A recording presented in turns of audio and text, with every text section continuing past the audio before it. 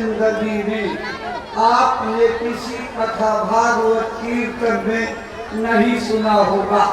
इसका आप स्वतः अनुभव करेंगे। भाई बहनों, सत्संग के बीच में पूज्य महाराज जी जीवन की अनमोल वस्तु बांटेंगे। वह क्या? जीते जी भगवान के पाने का सरल से सरल रास्ता, जिसको कभी गुरु मंत्र कहा जाता था, दीक्षा और उपदेश कहते थे। आज कलयुग में उसी का नाम बदलकर नाम दान हो गया है। क्यों हो गया है? कबीर साहब से शुरू हुई संतों की परंपरा में सिलसिलेवार अब तक जितने संत महात्मा आए, सबने एक ही बात बताई और दोहराई। पिछले युगों की कठिनतम साधना पद्धतियों और उपासना के उपायों से जीवात्मा को कुछ भी हासिल नहीं होगा। जीवात्मा का कल्याण करना चाहते हैं तो कलयुग में नाम योग साधना से होगा। हमारी रामचरितमानस इसी बात की गवाही देती है। कलयुग केवल नाम आधारा, सुमेरी सुमेरी नर उतरहि पारा। यानी इस कलयुग में कोई जीव भव सागर से पार जाना चाहे तो वो सिर्फ और सिर्फ नाम योग साधना से जा सकता है। इसके अलावा दूसरा कोई उपाय नहीं है। वह नाम योग साधना क्या है, उसके करने की तरकीब क्या है, आज पूज्य महाराज जी सत्संग में विधिवत समझाएंगे। जब माला लेकर के आपको बताने लगे तो समझ जाइएगा कि अब नामदान होने जा रहा है। उसको खूब अच्छी तरह से समझ लीजिएगा। अपना काम बच्चों की सेवा करने के बाद 1 घंटा 2 घंटा समय निकालकर महाराज जी की बताई विधि से भजन कर लिया तो भाई बहनों आपकी किस्मत जाग जाएगी। भाग्य और तकदीर की लिखी हुई रेखाएं बदल जाएंगी। इसी शरीर में रहते हुए राम भगवान के दर्शन, कृष्ण भगवान के दर्शन, शंकर बजरंग बली के दर्शन, देवी दुर्गा सरस्वती लक्ष्मी पार्वती के दर्शन होने लगेंगे। स्वर्ग वैकुंठ जैसे लोकों में रोज आना और जाना होने लगेगा। इतनी बड़ी विद्या का खजाना आज पूज्य महाराज जी सत्संग में बांट करके जाएंगे। भाई बहनों, परम पूज्य बाबा जय गुरुदेव जी महाराज ने आजीवन 116 वर्षों की उम्र तक अथक परिश्रम करके इस देश के करोड़ों करोड़ बिगड़े इंसानों का हृदय परिवर्तन किया। भाई बहनों, जहां उनके हाथों में कभी तीर तलवार हुआ करते थे, गोले बारूद लाठी डंडे हुआ करते थे, उन सारे हथियारों को फेंकवा करके भगवान के भजन की माला पकड़ा दी। आज के इस भौतिकवादी जमाने में, मटीरियलिटी के इस युग में ये कोई छोटा मोटा नहीं, असाधारण एक्स्ट्रा ऑर्डिनरी काम है जो बाबा जय गुरुदेव जी महाराज ने कर दिखाया। उनकी शिक्षाएं क्या थी, उनके उपदेश क्या थे, किस रास्ते पर ले जा करके समूची मानवता को यानी अखिल भूमंडल के लोगों को सुखी संपन्न और निरोगी बनाना चाहते थे, उन्हीं उपदेशों का सारांश यानी निचोड़ प्रस्तुत करती ये चेतावनी सुनाई जा रही है। आप इसको सुनिए, दोहराइए, चिंतन मनन करिए। इसी प्रार्थना चेतावनी के बाद पूज्य महाराज जी का आगमन सत्संग मंच पर हो जाएगा। तो प्रस्तुत है वो चेतावनी, आप इसको सुनिए। जय गुरुदेव। जय गुरुदेव। जय गुरुदेव नारायण। लगाते चले हैं। जय गुरुदेव नारा लगाते चले हैं। दुखी जन को बाबा जगाते चले हैं। दुखी जन को बाबा जगाते चले हैं।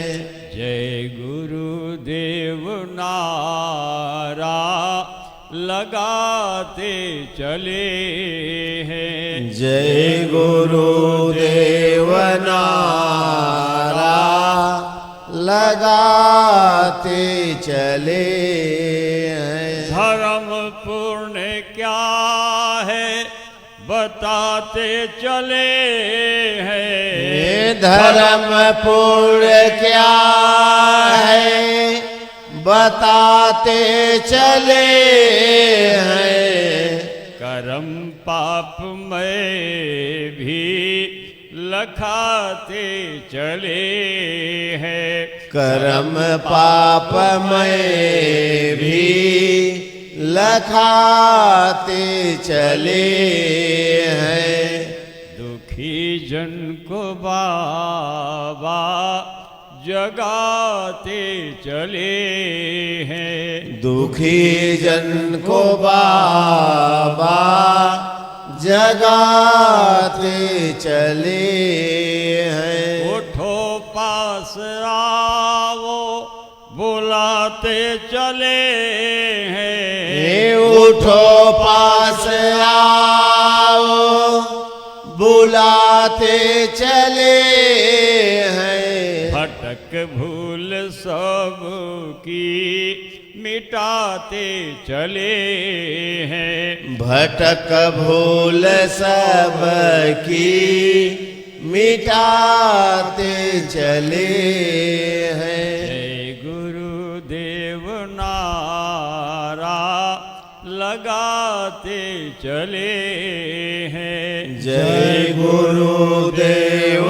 नारा लगाते चले हैं। वो सतनाम क्या है सुनाते चले हैं। ओ सतनाम क्या है सुनाते चले हैं। वो सतनाम क्या है सुनाते चले हैं। ओ सतनाम क्या है सुनाते चले हैं। जो सुनते हैं उनको बचाते चले हैं। जो सुनते हैं उनको बचाते चले हैं। जय गुरुदेव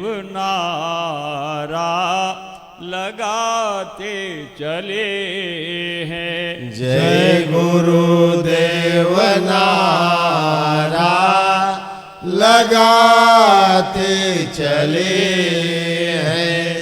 मना करते हैं मांस मछली न खाना। मना करते हैं मांस मछली न खाना। सुनो भाई बहनों इसे मत पकाना।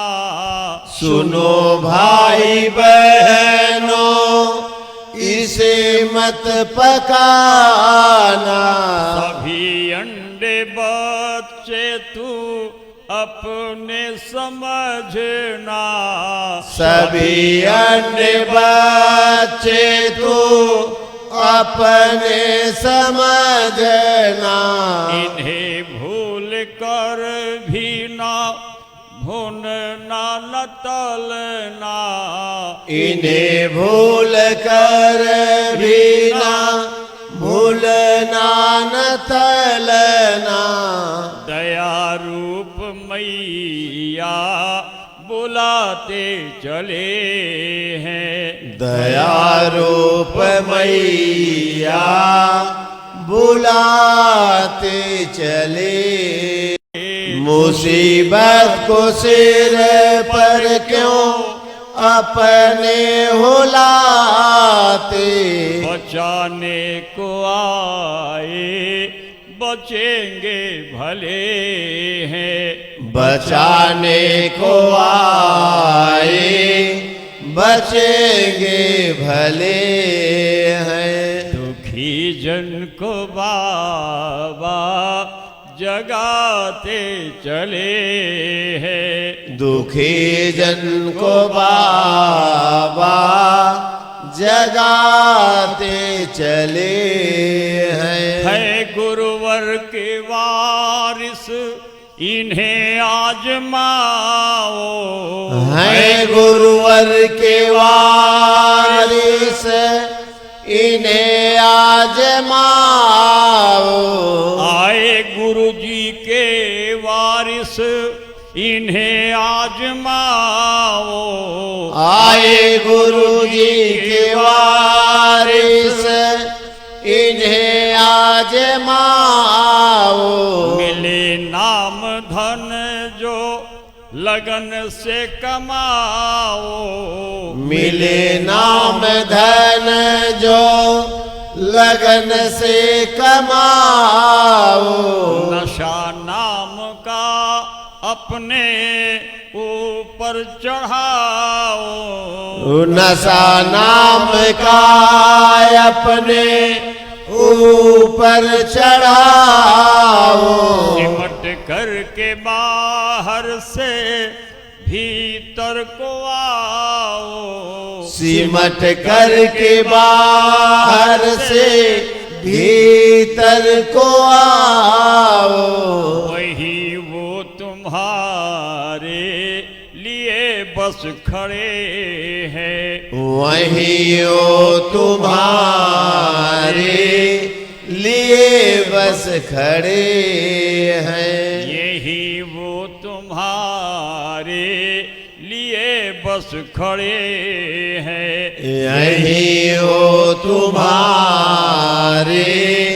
लिए बस खड़े हैं। जय गुरुदेव नारा लगाते चले हैं। जय गुरुदेव नारा लगाते चले हैं। जय गुरुदेव भगवान का नाम गाओ।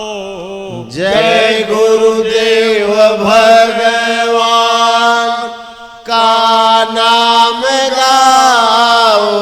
जय गुरुदेव भगवान का नाम गाओ। जय गुरुदेव भगवान का नाम गाओ। भविष्यत के दुख से बचो और बचाओ। भविष्य के दुख से बचो और बचाओ। बनो शाकाहारी सदाचार लाओ। बनो शाकाहारी सदाचार लाओ। जन जन को सदाचार सेवा सिखाओ। जन जन को सदाचार सेवा सिखाओ। गुरु डूबते को सहारा मिले हैं। गुरु डूबते को सहारा मिले हैं। गुरु डूबते को किनारा मिले हैं। गुरु डूबते को किनारा मिले हैं। जय गुरुदेव नारा लगाते चले हैं। जय गुरुदेव नारा लगाते चले हैं। दुखी जन को बाबा जगाते चले हैं। दुखी जन को बाबा जगाते चले हैं। जय गुरुदेव। जय गुरुदेव। जय गुरुदेव। प्रतिष्ठित भाई बहनों, अभी आप प्रार्थना चेतावनी की पंक्तियां सुन रहे थे। गुरु डूबते को सहारा मिले हैं, गुरु डूबते को किनारा मिले हैं। भाई बहनों, यह कर्म प्रधान देश है। कर्मों का विज्ञान बड़ा बारीक है, हमारी बुद्धि से समझने के बहुत परे है। पूज्य महाराज जी का आगमन सत्संग मंच पर होने जा रहा है। आप सभी भाई बहन अपने स्थान पर खड़े हो करके पूज्य महाराज जी का स्वागत अभिनंदन वंदन कीजिए। वो आपका अभिवादन स्वीकार करेंगे। जब आपको बैठने का संकेत कर देंगे तो आप अपने स्थान पर बैठ जाइएगा और उनकी एक एक बातों को दत्तचित्त होकर के गौर से सुनिएगा और अपने जीवन में उतारिएगा।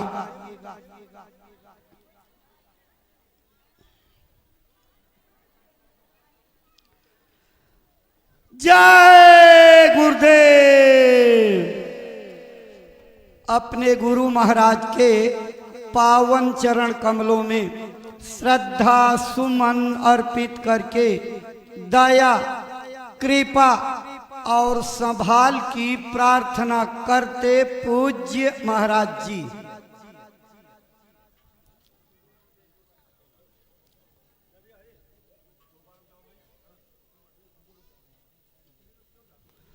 जय गुरुदेव। जय गुरुदेव। अब आप सब लोगों को बैठने का संकेत हो गया है। आप अपने स्थान पर बैठ जाइए। आप सबकी श्रद्धा भावनाओं को इकट्ठा करके सहयोगी संगत के पदाधिकारी प्रेमी जन पूज्य महाराज जी को श्रद्धा सुमन अर्पित करके माल्यार्पण करके स्वागत अभिनंदन वंदन करते हुए जय गुरुदेव। जय गुरुदेव।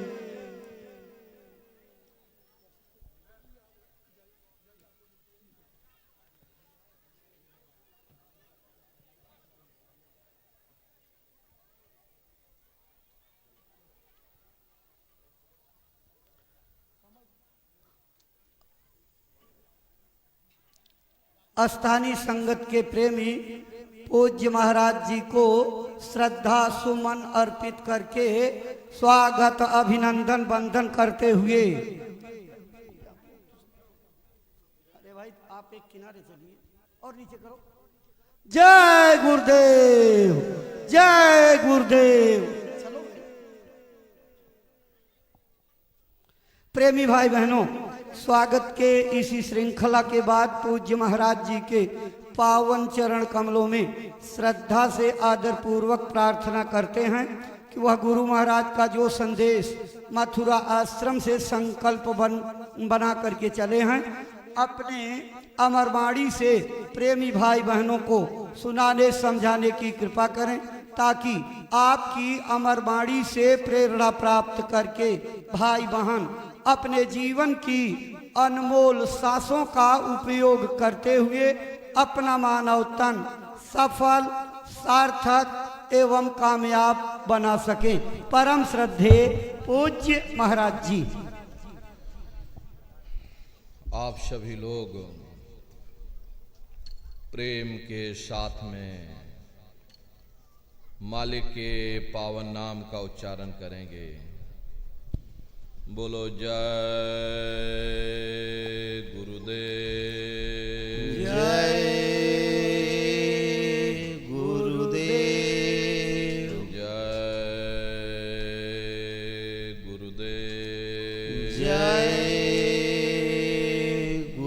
गुरुदेव जय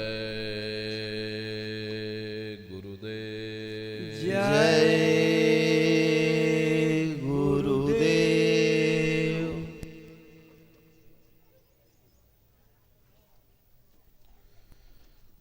सर्वत्र विराजमान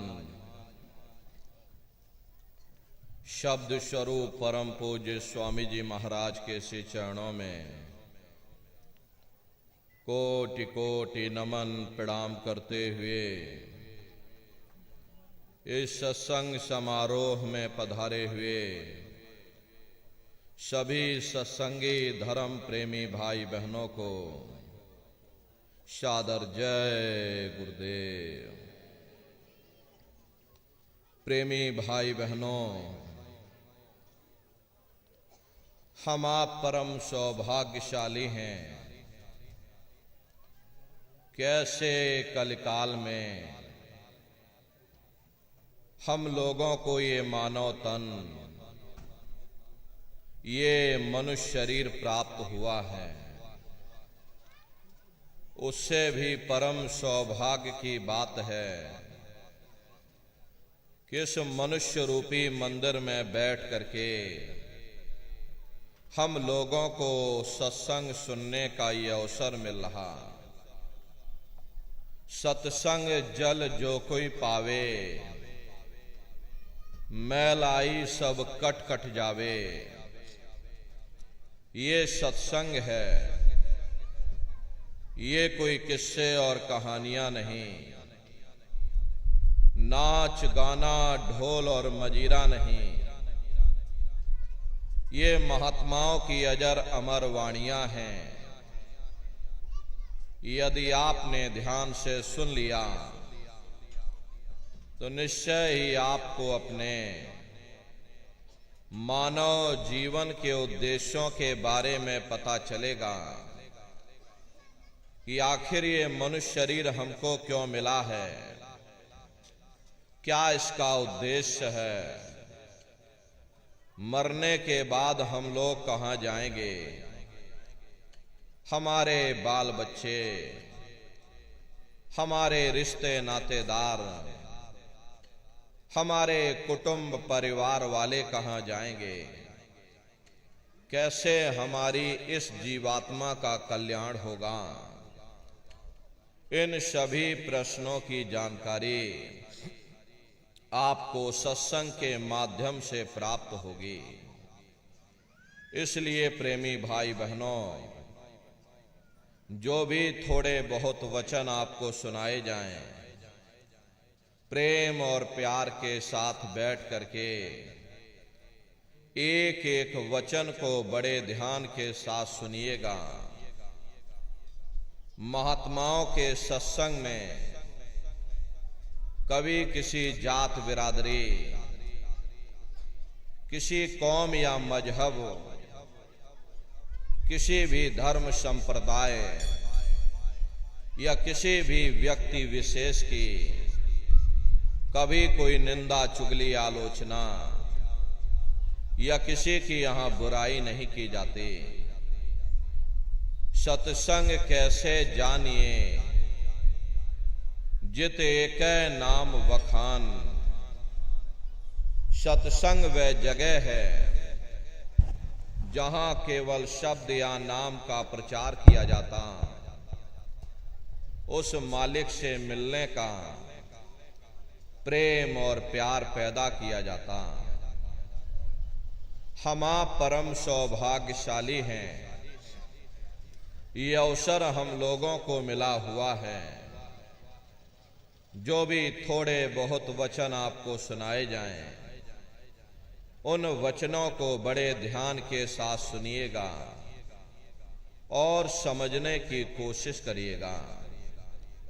हम भी ये प्रयास करेंगे कि आपको सरल से सरल भाषा में आप सभी को समझाया जा सके, ताकि आप सभी लोग अच्छी तरह से उन वचनों को समझ सकें।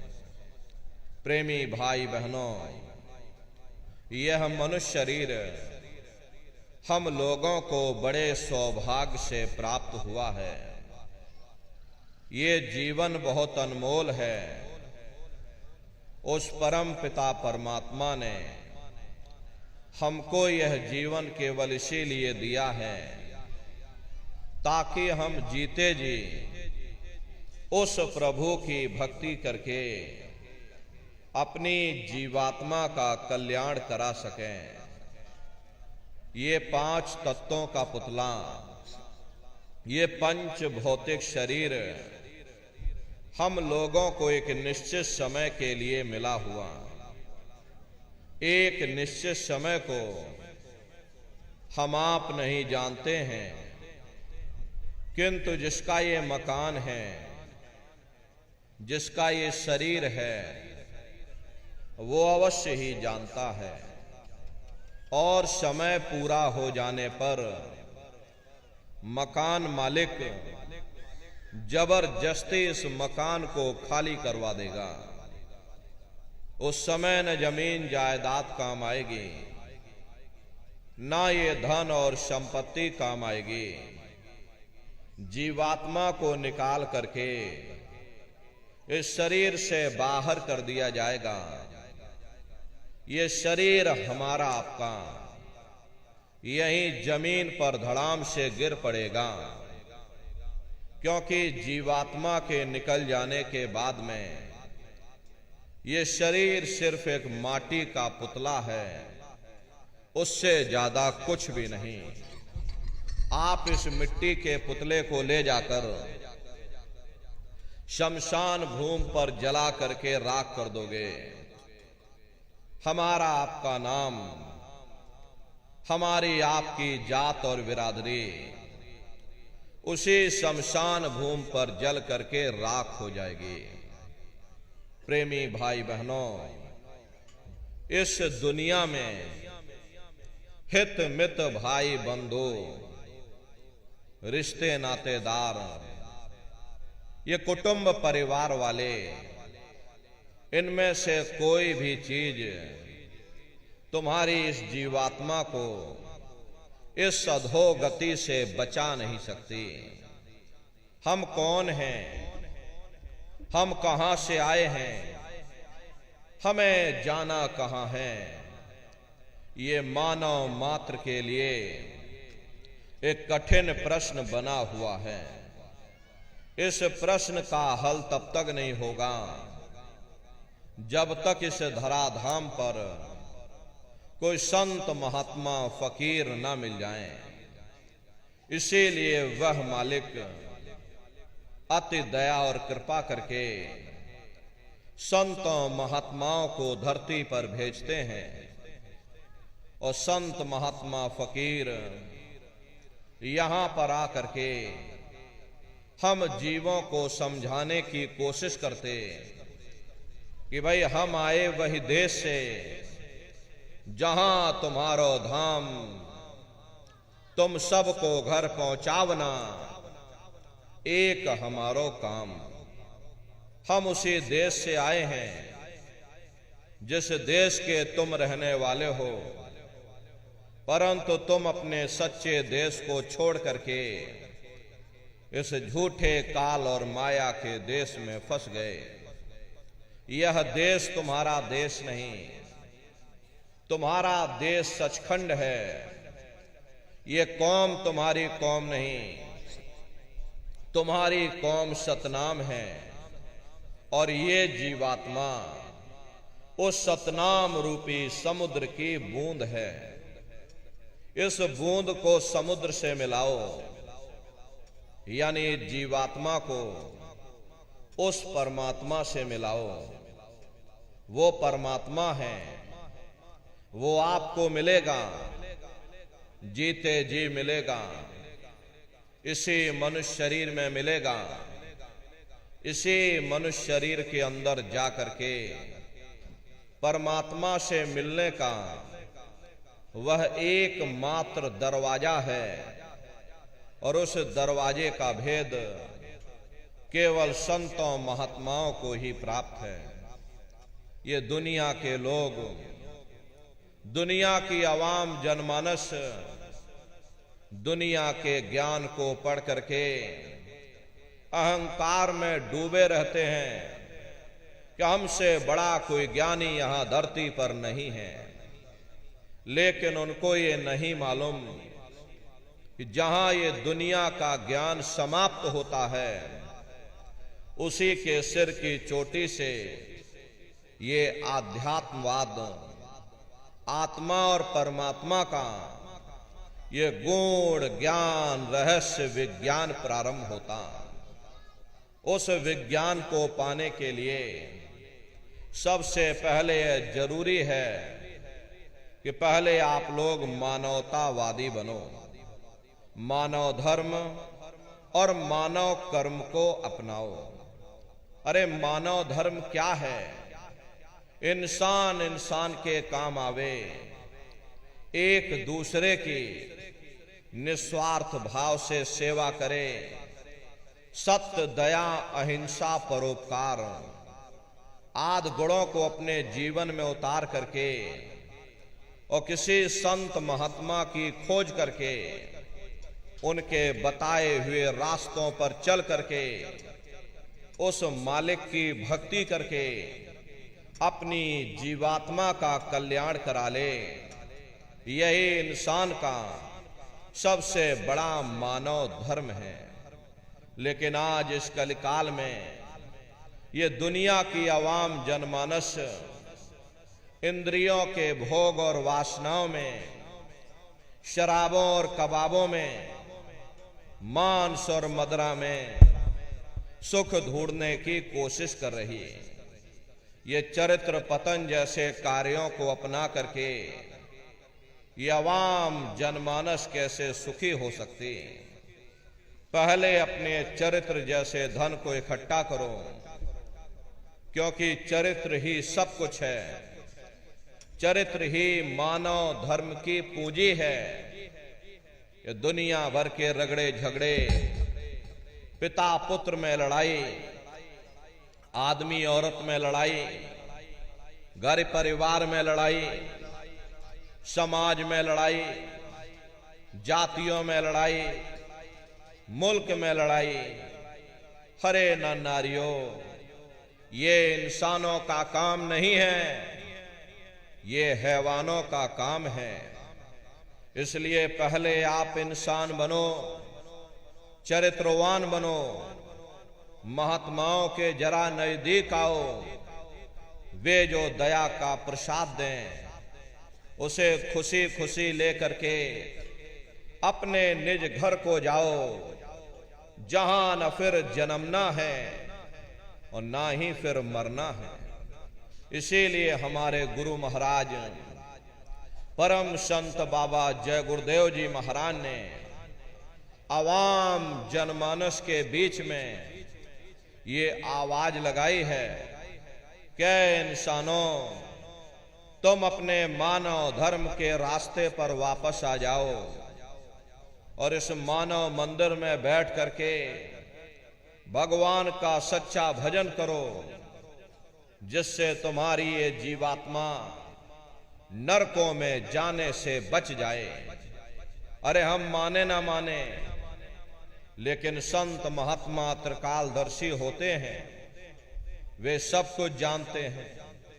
अगर हम उनके वचनों को मान जाएंगे तो हम लोग बच जाएंगे, नहीं तो खाई और खंदक में जा करके गिर जाएंगे। इसीलिए अभी वक्त है उस मालिक से सच्ची प्रार्थना करने का, भगवान के सामने अपने गुनाहों की माफी मांगने का, धर्म मजहब के नाम पर लड़ने झगड़ने का नहीं, जात बिरादरी के नाम पर लड़ने झगड़ने का नहीं। अरे हमने बहुत लड़ लिया, बड़े बड़े झगड़े और फसादे की, बड़ी बड़ी नुक्ताचीनी की, सिवाय नफरत के हमको क्या मिला? नफरत की ऐसी ज्वाला जली जिसमें घर जल गया, परिवार जल गया, समाज जल गई, जातियां जल गई, अब सारा देश जल उठा। इसीलिए सारी मानवता बहुत थक गई। हर कोई ऐसी छांव चाहता है जहां उसे ठंडक मिले, शांति और सुकून मिले, और ये सब वहीं मिल सकते हैं जहां शांत के संदेश होते, सुकून के संदेश होते, मानव धर्म और मानव कर्म के संदेश होते। और ये संदेश केवल संत महात्मा फकीर देते हैं जो समदर्शी होते हैं, जो समस्त जीवों के अंदर उस प्रभु के अंश को देखते हैं। ऐसे समदर्शी उन महात्माओं की खोज करो। ये मत देखना ये महात्मा किस जाति के हैं, महात्मा किस बिरादरी के हैं। अरे जातियां कर्म के अनुसार बनाई गई, जन्म के अनुसार नहीं। मनुष्य की एक ही जाति है, वो है मानव जाति। और इसी मानव जामे में बैठ करके हमें उस मालिक की भक्ति करनी है। प्रेमी भाई बहनों, सुपच जाति के भंगी थे। रैदास जी महाराज जाति के हरजन थे और मीराबाई जाति की छत्राणी थी। अगर वे सब उस मालिक को प्राप्त कर सकते हैं तो आप भी उस मालिक को प्राप्त कर सकते हो। लेकिन बगैर महात्माओं के, बगैर गुरु के कोई भी जीव इस संसार समुद्र से ना कोई पार हुआ और ना ही कोई हो सकता। ये समुद्र ऐसा है जिसके ना इस किनारे का पता न उस किनारे का पता। कोई नहीं जान सकता ये दुनिया कब बनी, कितनी बार प्रलय और महाप्रलय हो गई। लेकिन इतना जरूर मालूम है कि जिस दिन से दुनिया बनी है हम लोग यहीं पर भटका खा रहे। अगर इधर से हवा चली, नैया हमारी उधर चली गई, और कहीं उधर से हवा चल गई, हमारी नैया डगमगाते हुए इधर चली गई।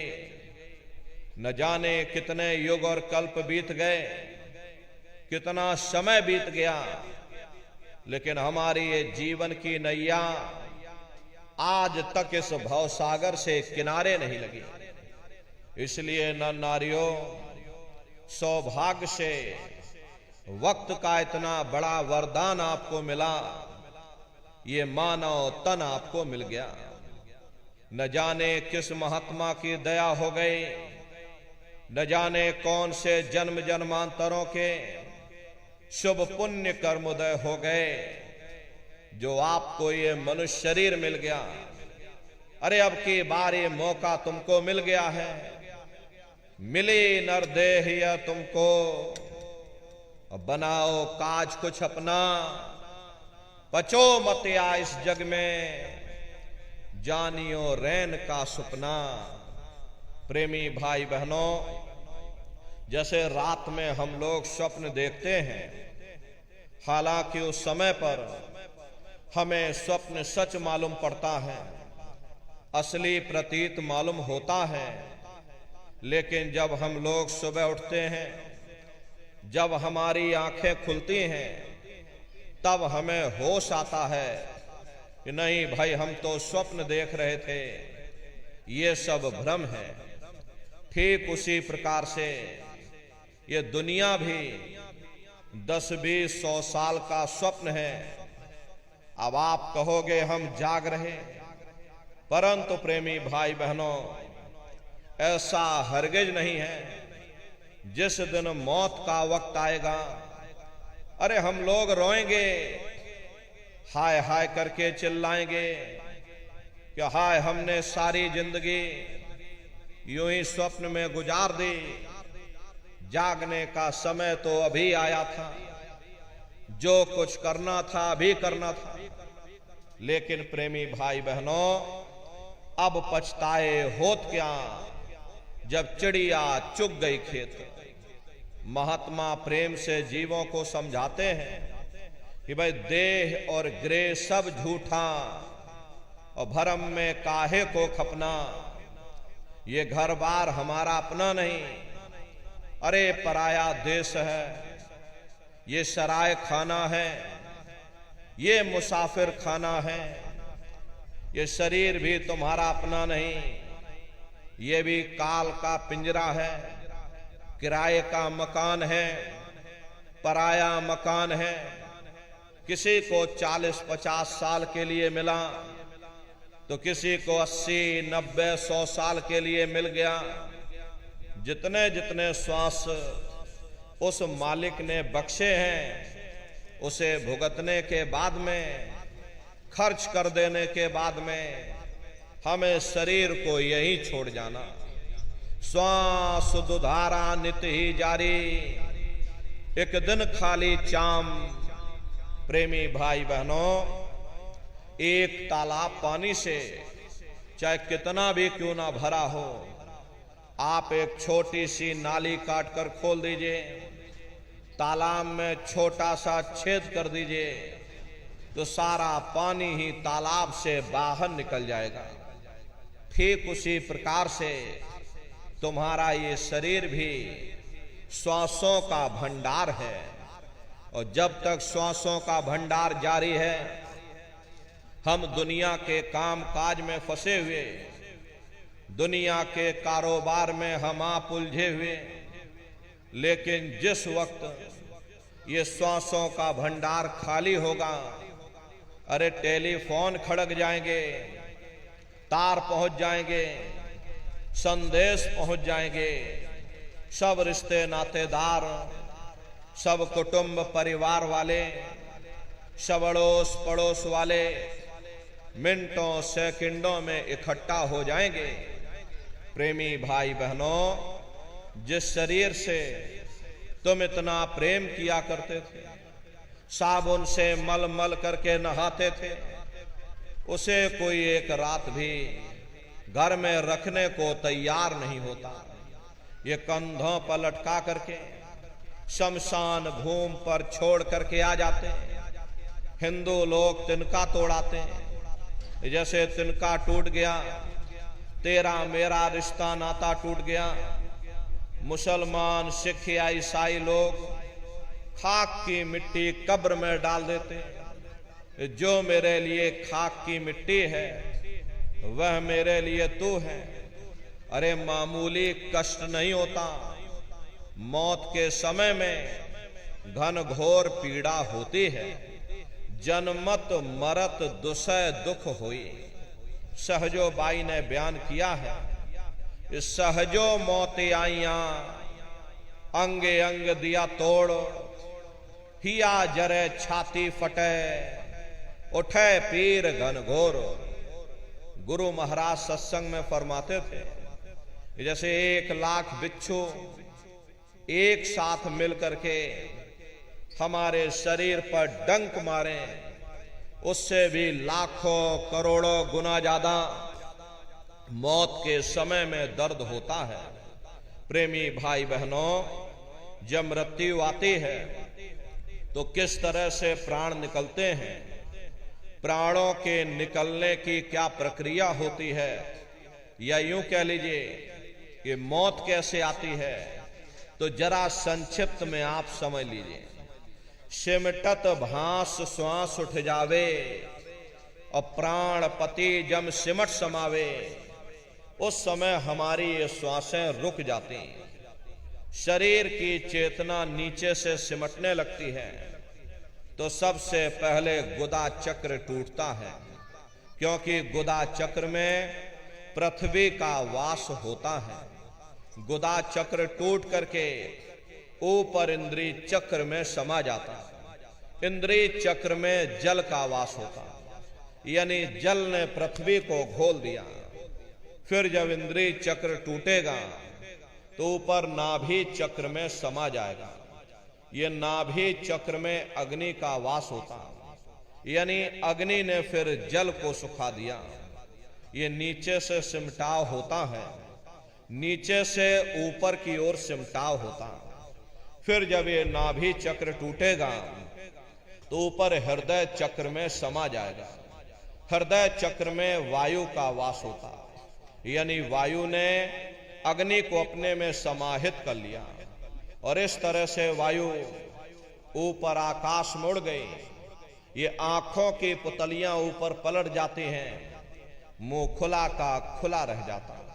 अरे महात्मा समझाते हैं कि जब यह कर्म कलाय उपजावे, बुद्ध सुरत की आन दबावे, जब यह जीवात्मा पांचों तत्वों को लांग करके जल पृथ्वी अग्नि वायु आकाश पांचों तत्वों को लांग करके ऊपर आती है, तो काल दाढ़ में आन दवानी, जब ढरके नैनन से पानी, जब काल अपनी दाढ़ में दबाता है उस समय नेत्रों से पानी निकलता, इंद्रियां टूट टूट करके चकनाचूर हो जाती, सब नात रिश्तेदार खड़े रह जाएंगे। अरे लगे टकटकी दिखे ना भाई, वाह समय को करे सहाय। उस समय मरने वाला टकटकी लगाकर देखता है कि कोई मेरी मदद कर दे, कोई मेरी सहायता कर दे, कोई मुझे बचा ले।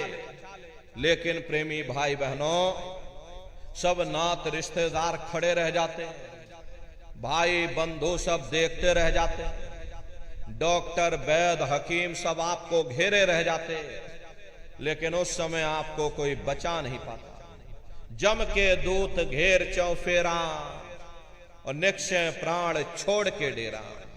यमदूत आते हैं, प्राणों की डोरी को तोड़ देते हैं और जीवात्मा को खींच करके इस शरीर से बाहर कर दिया जाता है। और जैसे ही जीवात्मा शरीर से अलग हुई, ये शरीर हमारा मिट्टी हो जाता।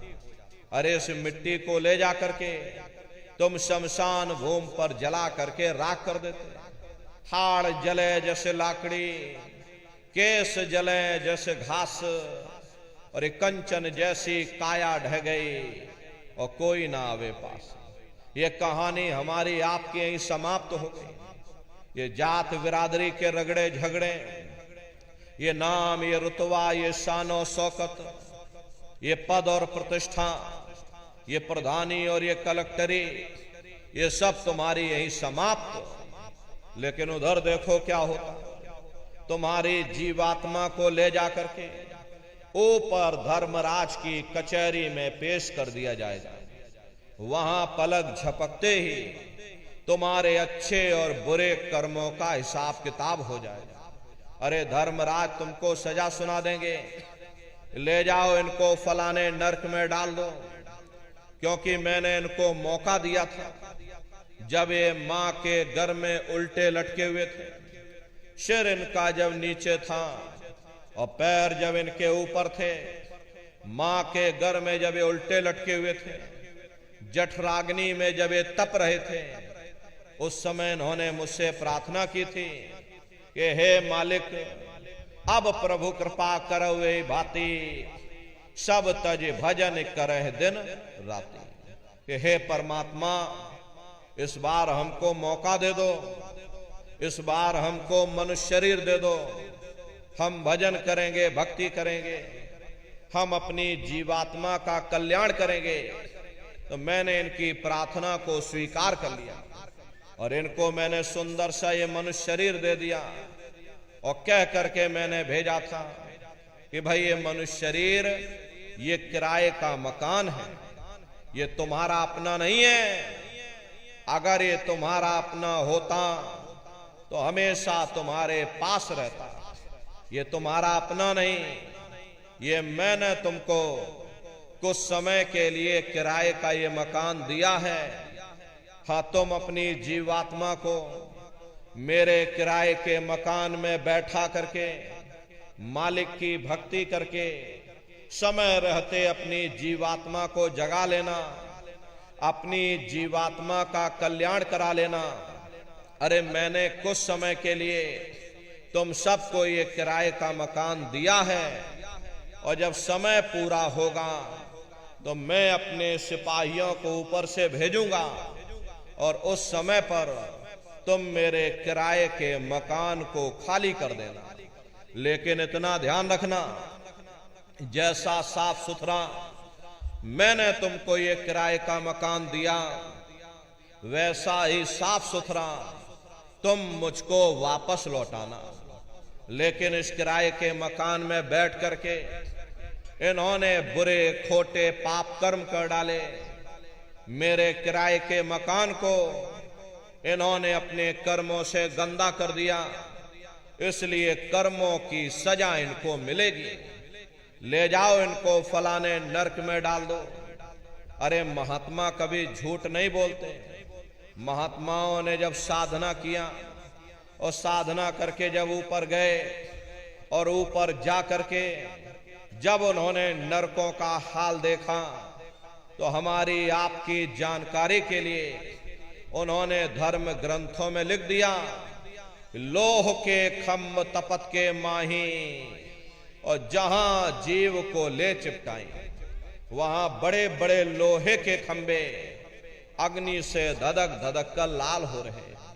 ऐसे खोटे जीवों को उन्हीं खम्भों पर लिटा दिया जाता।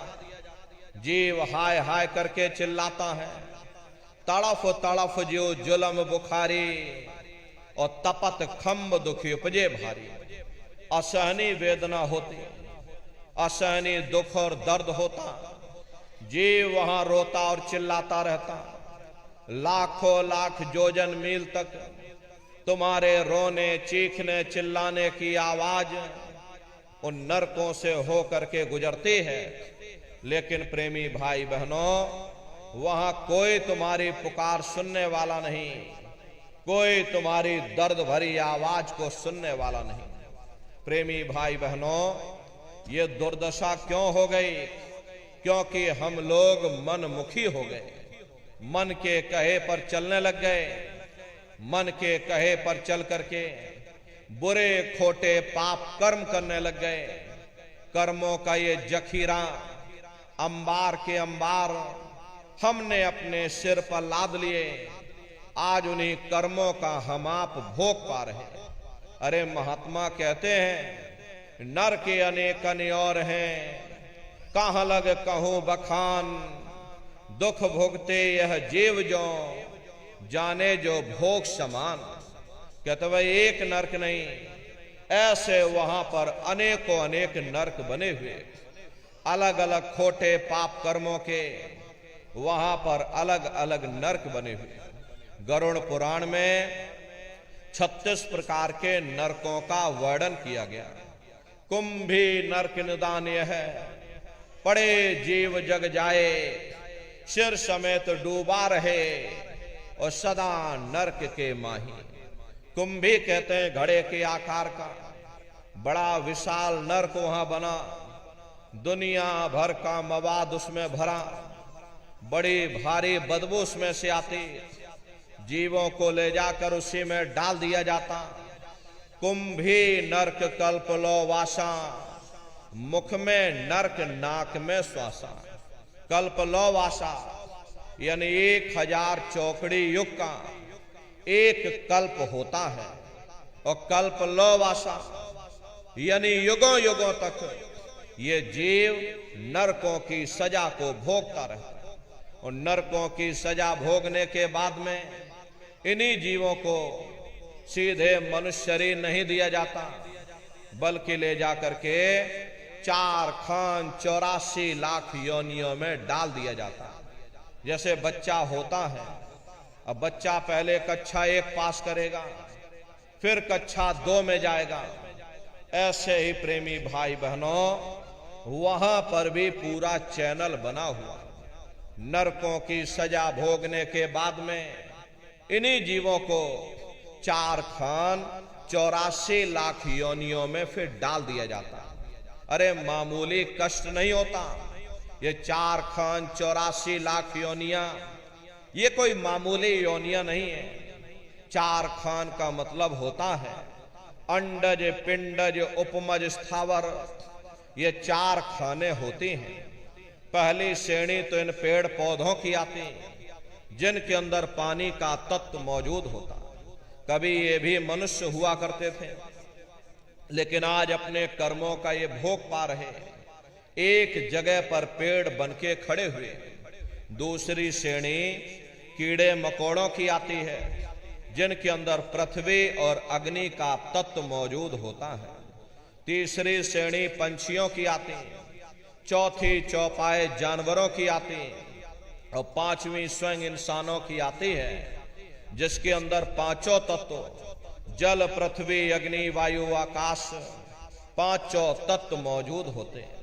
प्रेमी भाई बहनों, ये 4 खाने हैं, इनकी अलग अलग कुल 84 लाख योनियां होती हैं।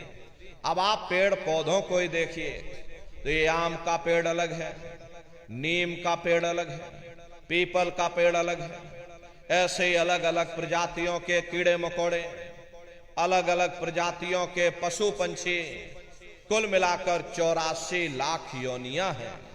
हम दुनिया के जीव नरकों की सजा भोगने के बाद में इन्हीं 84 लाख योनियों में डाल दिए जाते हैं। अरे मामूली कष्ट नहीं होता। हमको आपको देखो गर्मी लग गई तो हम लोग छाया में आ गए, सर्दी लग गई कंबल रजाई ओढ़ लिया, भूख लग गई भोजन कर लिया, बीमार हो गए अस्पतालों में चले गए, अपना अपना इलाज करवा लिया।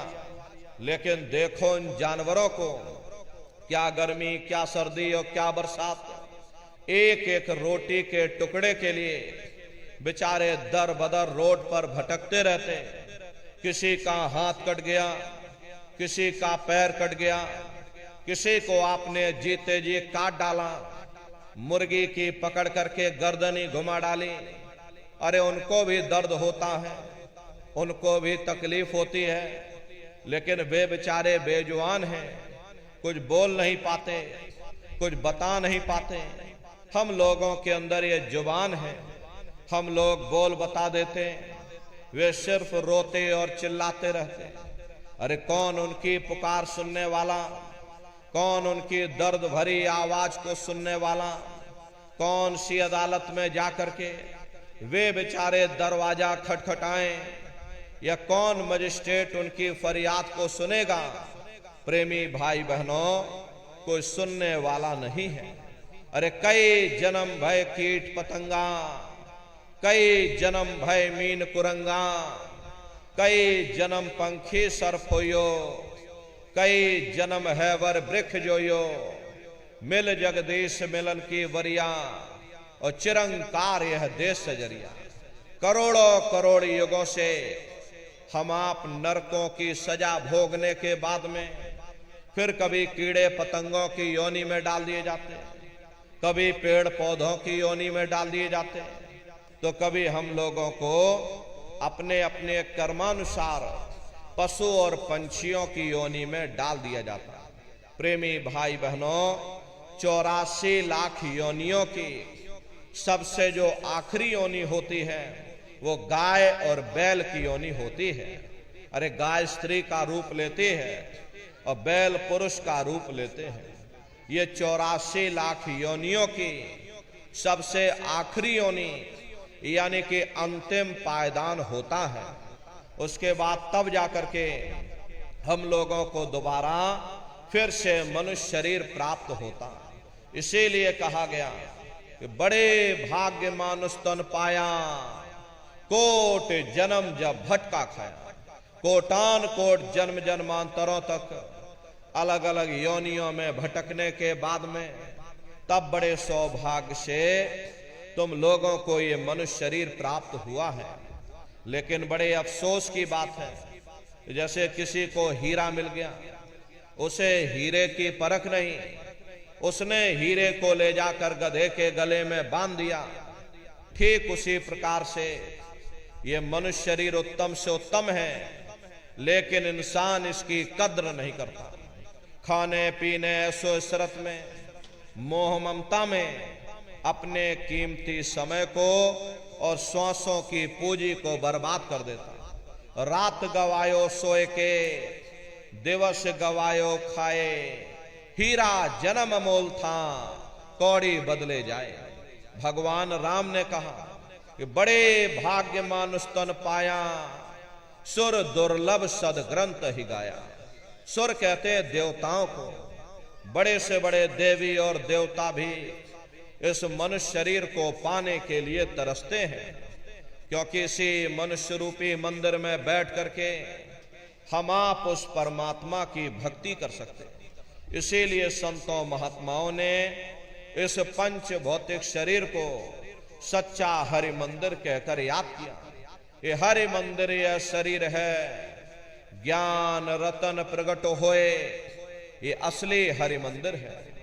जब भी वो परमात्मा मिलेगा इसी हरि मंदिर के अंदर मिलेगा। इसी पंच भौतिक शरीर को ईसा मसीह साहब ने टेम्पल ऑफ लिविंग गॉड यानी जिंदा ईश्वर का मंदिर कहा। इसी पंच भौतिक शरीर को गुरु नानक साहब ने नर नारायणी देह कहकर याद किया। ये वो देह है जिसमें नारायण स्वयं विराजमान है। अरे वो नारायण जब भी मिलेंगे तुम्हें तुम्हारे अंदर मिलेंगे। यही कबीर साहब ने लिखा, जो तिल माही तेल है, जो चकमक में आग, तेरा साईं तुझ में, और जाग सके तो जाग।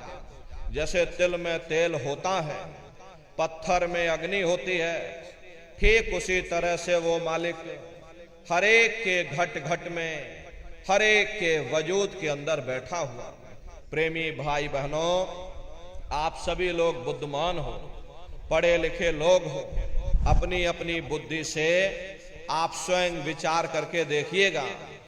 जब उस परमात्मा ने हर इंसान को एक जैसा बनाया, आंख, कान, नाक, मुंह, हाथ, पांव एक जैसे दिए, तो हम आप ये कैसे सोच सकते हैं कि उसने हिंदुओं के लिए अपने मिलने का कोई और रास्ता बनाया होगा, या मुसलमान, सिख या ईसाइयों के लिए अपने मिलने का कोई और रास्ता। कस्तूरी कुंडल बसे, मृग धूड़े बन माही, ऐसे घट घट राम हैं, दुनिया देखे नहीं। जैसे हिरन कस्तूरी की खुशबू को बाहर जंगलों में ढूंढता फिरता, हालांकि वो खुशबू उसके नाभि से हो करके आती है, वही हाल हम जीवों का है। हम दुनिया के जीव भी उस परमात्मा की खोज बाहर इस जड़ संसार में कर रहे, लेकिन महात्मा कहते हैं कि भाई मोकू कहां ढूंढे रे बंदे, अरे मैं तो तेरे पास में, ना तीरथ में ना मूरत में, मैं तो हूं विश्वास में। ना मैं तीरथ में मिलूंगा, ना मैं मूरत में मिलूंगा, ना मैं अन्य किसी कर्म कांड में मिलूंगा, ना मैं ग्रंथों में मिलूंगा, ना मैं पोथियों में मिलूंगा, ना ही मैं इन किताबों में मिलूंगा। चाहे सारी उम्र बैठ करके तुम किताबें पढ़ते रहो, रात दिन ढोलक मजीरा बजा बजा करके उन चौपाइयों को तुम रटते रहो, अरे मैं जब भी मिलूंगा तुम्हें तुम्हारे अंदर मिलूंगा। प्रेमी भाई बहनों, बड़ी सीधी सी बात है, ये अगर खाना बनाने की किताब सारी उम्र बैठ करके तुम पढ़ते ही रहोगे कि भाई खाना ऐसे बनता है और खाना वैसे बनता है, और खाने में नमक डाला जाता है, और खाने में तेल डाला जाता है, और खाने में हल्दी डाली जाती है, फिर उसमें जीरा डाला जाता है, तो कभी तुम्हारा पेट नहीं भर सकता। और जब तक आप खाना बनाओगे नहीं, उसे स्वयं खाओगे नहीं, कभी तुम्हारा पेट नहीं भर सकता। हम वेदों की निंदा नहीं करते, हम ग्रंथों की निंदा नहीं करते, हम गीता, कुरान और बाइबल की निंदा नहीं करते। वेद, शास्त्र, गीता, कुरान, बाइबल, जितने भी हमारे धर्म ग्रंथ हैं, चिल्ला चिल्ला करके सब यही कह रहे कि भाई मनुष्य के अंदर अंड खंड ब्रह्मांड है, स्वयं वो परमात्मा तुम्हारे अंदर बैठा, चलो अंदर चलो, अंदर चल करके उस परमात्मा का दर्शन दीदार करो। अब सवाल ये उठता है, भाई आखिर हम अपने अंदर जाकर के उस परमात्मा का दर्शन कैसे करेंगे? तो इसके लिए संतों महात्माओं ने केवल 3 साधन बताए। साधन 3 सार उन वर्णे, और साधन सब थोथे मान। इस कलयुग में उस मालिक को पाने के लिए महात्माओं ने केवल 3 पूजाएं बताई। पहला है सुमरन, दूसरा है ध्यान और तीसरा है भजन। सुमरन कहते हैं अपने गुरु को याद करना, ध्यान कहते हैं अपनी दिव्य दृष्टि को खोलना, अपने शिव नेत्र को खोलना, अपने तीसरे नेत्र को खोलना, और भजन कहते हैं कान में उंगली डाल करके उस शब्द को सुनना, उस नाम को सुनना, उस देववाणी आकाशवाणी को सुनना जो 24 घंटे तुम्हारे सबके अंदर गूंज रही। प्रेमी भाई बहनों, ये सुरत शब्द नाम योग की साधना है। जितने भी महात्माएं धरती पर आए उस मालिक को पाया, सुरत शब्द नाम योग की साधना करके ही पाया। देखिए, सबसे पहले कबीर साहब आए। कबीर साहब ने सुरत शब्द नाम योग की साधना जारी की। उसके बाद गुरु नानक साहब आए। गुरु नानक साहब ने भी सुरत शब्द नाम योग की साधना जारी की। उसके बाद और भी महात्मा आए, कबीर, नानक, दादू दरिया, भीखा, रविदास जी महाराज, पलटू साहब जी महाराज। अरे आपके बाराबंकी जिले में ही देखिए जगजीवन साहब जी महाराज हुए, उन्होंने भी उस मालिक को पाया तो सुरत शब्द नाम योग की साधना करके ही पाया। आप चित्रकूट में चले जाइए, गोस्वामी जी महाराज हुए जिन्होंने रामचरित्र मानस बनाई, जिसका पाठ आप सभी लोग अपने अपने घरों में मंदिरों में बैठ करके करते हो। उन्होंने भी उस मालिक को पाया, सुरत शब्द नाम योग की साधना करके ही पाया। आप राजस्थान में चले जाइए, देखिए मीराबाई हुई, सहजोबाई हुई, उन्होंने भी उस मालिक को पाया तो सुरत शब्द नाम योग की साधना करके ही पाया। प्रेमी भाई बहनों, ये सुरत शब्द नाम योग की साधना है। इस साधना की 3 क्रियाएं हैं। पहला है सुमरन, दूसरा है ध्यान और तीसरा है भजन। तो कैसे आप लोग सुमरन करोगे, कैसे आप लोग ध्यान करोगे और कैसे आप लोग भजन करोगे? बहुत से नए प्रेमी भाई बहन आए हुए हैं, तो सुमरन, ध्यान, भजन कैसे कैसे करना है बैठ करके आप सभी लोग अच्छी तरह से समझिएगा और फिर घर पर जा करके करिएगा। तो सबसे पहले सुमरन कैसे किया जाएगा? सुमरन करने के लिए एक माला आप लोग ले लेना। ये देखिए प्रेमी भाई बहनों, 108 दाने की ये माला है। अपने अपने घरों में बैठ करके बाहर से अपनी आंखों को बंद कर लेना और दोनों आंखों के मध्य भाग में अपने ध्यान को रोक करके और दाने दाने पर जय गुरुदेव नाम का उच्चारण करिएगा। हर दाने पर जय गुरुदेव नाम, हर दाने पर जय गुरुदेव नाम, जय गुरुदेव, जय गुरुदेव, जय गुरुदेव, जय गुरुदेव, कुल 108 बार करिएगा। दोबारा इसी जगह फिर वापस आ जाओगे। जब आप जय गुरुदेव नाम का उच्चारण करोगे तो दोनों आंखों के मध्य भाग में अपने ध्यान को रोक करके और दाने दाने पर जय गुरुदेव नाम का उच्चारण करिएगा। जिसको आप याद कर रहे हो, एक समय ऐसा आएगा वो अंतर में तुम्हारे सामने प्रकट हो जाएगा। उसके स्वरूप को देख लेना, फिर उसी के स्वरूप को याद करके जय गुरुदेव नाम का सुमरन सभी नए प्रेमी भाई बहन करिएगा। दूसरी बार फिर यहीं से जय गुरुदेव नाम का सुमरन, तीसरी बार फिर यहीं से जय गुरुदेव नाम का सुमरन, चौथी बार फिर यहीं से जय गुरुदेव नाम का सुमरन। इस तरह से कुल 8 बार जय गुरुदेव नाम का सुमरन सभी नए प्रेमी भाई बहन करिएगा। और 8 बार करने के बाद में ये माला आप रख देना। प्रेमी भाई बहनों, ये जय गुरुदेव नाम किसी साधारण इंसान का नाम नहीं, ये स्वयं उस अनामी महाप्रभु का नाम है। समय समय पर संत महात्मा फकीर अपने अपने समय पर आकर के अपनी साधना के द्वारा उस मालिक के नाम को जगाते हैं, उस मालिक के नाम को सिद्ध करते हैं। जैसे कबीर साहब आए, कबीर साहब ने साहिब नाम सिद्ध किया। गुरु नानक साहब आए, गुरु नानक साहब ने वाह गुरु नाम सिद्ध किया।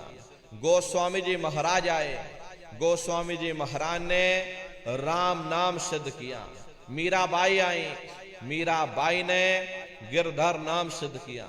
सूरदास जी महाराज आए तो सूरदास जी महाराज ने श्याम नाम सिद्ध किया। इसी तरह से हमारे गुरु महाराज जय गुरुदेव नाम सिद्ध करके गए। जय गुरुदेव नाम का जहाज लगा कर गए। अगर इस जहाज पर सारी दुनिया बैठेगी, ये जहाज सारी दुनिया को पार करेगा। नए जीवों के लिए नामदान को और सरल से सरल किया गया, वरना बहुत से पुराने पुराने प्रेमी बैठे हैं और अगर उनसे ये पूछा जाए कि भाई जरा नाम रूप स्थान गाजे बाजे बता दो, वो तक भूल जाते हैं। अब इतने पुराने हो करके आज तक नाम रूप स्थान गाजे बाजे याद नहीं कर पाए। इसीलिए नए जीवों के लिए नामदान को और सरल से सरल किया गया। बहुत से गांव के बूढ़े बुजुर्ग हैं, बगैर पढ़े लिखे लोग भी हैं, बच्चे बच्चियां भी हैं। आसानी से आप लोग समझ जाओ, सुमरन कर सको, इसीलिए इस रास्ते को और सरल से सरल किया गया। एक है साध है सब सध है, सब साध है सब जाए। पहले अपने गुरु की उंगली पकड़ लो, क्योंकि गुरु तुम्हारा सच्चा रहबर है। गुरु बिन भव निज तरह न कोई, बगैर गुरु के तुम्हारी ये जीवात्मा इस भव सागर से पार नहीं जा सकती। गुरु गोविंद दो खड़े ताके लागू पाई, बलिहारी गुरु आपने जिन गोविंद दियो बताई। महिमा उन्हीं की है जिन्होंने उस गोविंद को लखा दिया। इस संसार में हमारे तीन तरह के गुरु होते हैं। पहले गुरु हमारे माता पिता होते हैं, जो हमें जन्म देते हैं, हमारा पालन पोषण करते हैं, बचपन से हमारे अंदर संस्कार डालते हैं। ये माता पिता हमारे पहले गुरु होते हैं। दूसरे गुरु हमारे शिक्षक होते हैं, जो हमें स्कूलों में कॉलेजों में हमें जो भौतिक ज्ञान देते हैं, ये हमारे दूसरे गुरु होते हैं। और तीसरे हमारे आध्यात्मिक गुरु होते, जो हमारी जीवात्मा को इस भवसागर से पार ले जाते। इसीलिए कहा गया है कि गुरुर ब्रह्मा गुरुर विष्णु गुरुर देवो महेश्वर गुरुर साक्षात पर ब्रह्मा तस्मै श्री गुरुवे नमः। तीन लोक नौ खंड में गुरु से बड़ा न कोई, करता करे न कर सके, गुरु करे सो होई। इसलिए प्रेमी भाई बहनों, साधना करने से पहले जय गुरुदेव नाम का सुमरन सभी नए प्रेमी भाई बहन करिएगा। और सुमरन करने के बाद में फिर आप लोग ध्यान पर बैठिएगा। दूसरा है ध्यान, और ध्यान कहते हैं दृष्टि को एकाग्र करना, अपने शिव नेत्र को खोलना, अपने तीसरे नेत्र को खोलना। तो कैसे आप लोग ध्यान करोगे, जरा अच्छी तरह से समझ लीजिए। अपने अपने घरों में पलथी मार करके आप लोग बैठिएगा। शरीर को टाइट मत करना।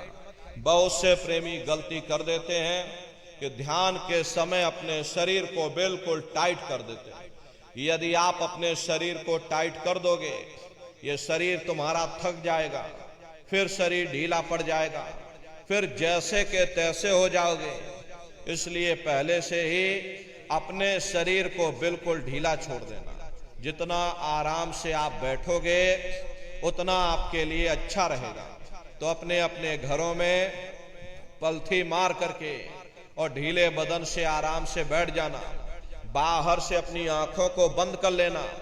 इन आंखों पर कोई जोर या दबाव मत देना। बहुत से प्रेमी ये गलती करते हैं कि ध्यान के समय पर अपनी आंखों पर जोर या दबाव डालते हैं, ताकि जल्दी से दृष्टि एकाग्र हो जाए। यदि आप अपनी आंखों पर दबाव या जोर डालोगे तो आंखों की पुतलियों में दर्द होगा, फिर आप अपनी बाहरी आंखों को खोल दोगे। इन बाहरी आंखों का यहां पर कोई मतलब नहीं है। जैसे सोते समय धीरे से आंख को बंद करते हो, ऐसे ही धीरे से आंख को बंद कर लेना। दोनों आंखों के मध्य भाग में दूर सामने देखिएगा, सामने आपको अंधेरा दिखाई पड़ेगा। बस उसी अंधेरे में एक जगह पर आप अपनी दृष्टि को रोकिएगा। होशियारी यही रहे ये आंखों की पुतलियां हिलने ना पाए। शुरुआती समय में ये आंखों की पुतलियां अंदर अंदर हिलेंगी, लेकिन जब आप रोज रोज अभ्यास करोगे, करत करत अभ्यास ते जड़ मत होत सुजान, जब रोज रोज अभ्यास करोगे तो आंखों की पुतलियां हिलना बंद हो जाएंगी। तो दूर सामने अंधेरे में एक जगह पर आप अपनी दृष्टि को रोकिएगा या उस अंधेरे को लगातार देखते रहना। दृष्टि अपने आप अंधेरे में रुक जाएगी। उस समय किसी के बारे में सोचना नहीं, किसी के बारे में विचार मत करिएगा। शरीर को बिल्कुल हिलाना नहीं, शून्य हो करके, शांत चित्त हो करके वह सामने उस अंधेरे को लगातार देखते रहना। जितना देर आपसे बन सके आप उस अंधेरे को लगातार देखते रहिएगा। देखते देखते देखते देखते एक समय ऐसा आएगा कि आपकी दृष्टि उस अंधेरे में रुक जाएगी। और जैसे ही आपकी दृष्टि अंधेरे में रुकेगी तो सुई की नोक के बराबर काले में भी काला बिंदु, बड़ा चमकीला बिंदु होगा, तारे की तरह चम चम चम चम चमकेगा। वो चमकता हुआ तारे जैसा बिंदु आपको सामने दिखाई पड़ेगा। लेकिन बिंदु जब सामने दिखाई देगा जब आपकी ये दृष्टि उस अंधेरे में रुक जाएगी। और जैसे ही आपकी दृष्टि अंधेरे में रुकेगी वो तारे की तरह चमकता हुआ बिंदु सामने आपको दिखाई पड़ेगा। और जब वो बिंदु सामने दिखाई पड़ जाए तब आप अपनी दृष्टि को उस बिंदु पर एकाग्र कर देना। जब आप अपनी दृष्टि उस बिंदु पर एकाग्र करोगे तो बिंदु के चारों तरफ से बड़ा भारी प्रकाश निकलेगा। चक्र की तरह से बहुरंगी प्रकाश होगा। वो प्रकाश धीरे धीरे बड़ा होता चला जाएगा। साधक इतना मोहित हो जाता है कि बिंदु को तो छोड़ देता है और दाएं बाएं प्रकाश को देखने में लग जाता है। अगर दाएं बाएं प्रकाश को देखने में लग जाओगे, क्योंकि प्रकाश उस बिंदु से निकल रहा और आपने बिंदु को छोड़ दिया, प्रकाश को देखने में लग गए, तो प्रकाश भी गायब हो जाएगा, वो बिंदु भी गायब हो जाएगा, फिर अंतर में अंधेरा छा जाएगा, फिर आपको उतनी मेहनत करनी पड़ेगी। इसलिए दाएं बाएं बिल्कुल मत देखिएगा। आपका निशाना उस बिंदु पर टिका रहे जिसमें से वो प्रकाश निकल रहा। वही बिंदु दरवाजा है, वही बिंदु खिड़की है। उसी को हरि का द्वार यानी कि हरिद्वार कहा गया। बहुत विशाल वो दरवाजा है। ये संसार कुछ नहीं है। ऐसे तुम लाखों संसार इकट्ठे करके एक साथ दरवाजे के अंदर डाल दो, पता तक नहीं चलेगा। इतना विशाल वो हरि का द्वार तुम्हारे सब के अंदर बना हुआ है। एक छोटे से बीज को लेकर के हम आपसे कहें कि इस बीज के अंदर बहुत बड़ा पेड़ है तो आप भरोसा नहीं करोगे। लेकिन उस छोटे से बीज को जब आप जमीन में गाड़ दोगे, थोड़ा खाद पानी दोगे, वो बीज अंकुरित हो जाएगा। उसमें से विशाल लताएं भी निकलेंगी, विशाल वृक्ष का रूप भी लेगा, उसमें से फल और फूल भी निकलेंगे। इसी तरह से आप सभी के अंदर सुई की नोक के बराबर तारे की तरह छोटे से छोटा चमकता हुआ बिंदु है। उस बिंदु के अंदर बड़े बड़े ब्रह्मांड बसे हुए हैं। वो तारे जैसा चमकता हुआ बिंदु आपको सामने दिखाई पड़ेगा। और जब बिंदु सामने दिखाई पड़ जाए तब आप अपनी दृष्टि को उस बिंदु पर एकाग्र कर देना। जब आप अपनी दृष्टि उस बिंदु पर एकाग्र कर दोगे तो वही बिंदु दरवाजा है।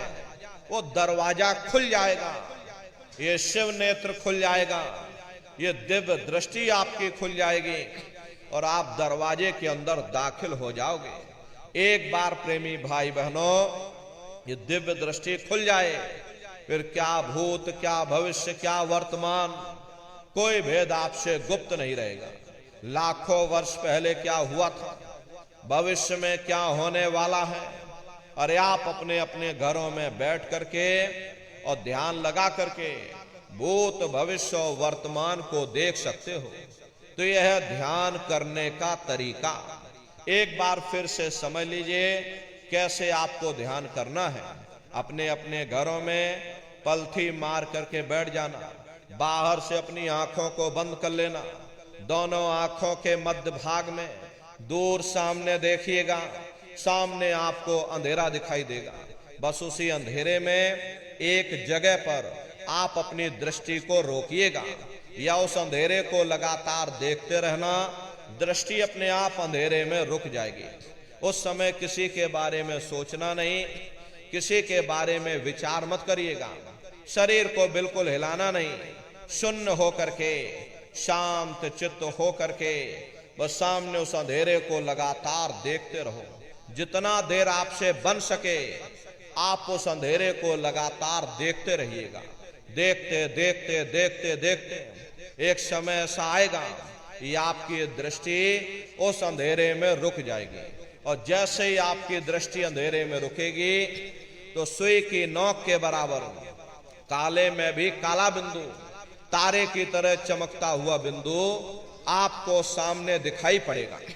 और जब वो बिंदु सामने दिखाई पड़ जाए तब आप अपनी दृष्टि को उस बिंदु पर एकाग्र कर देना।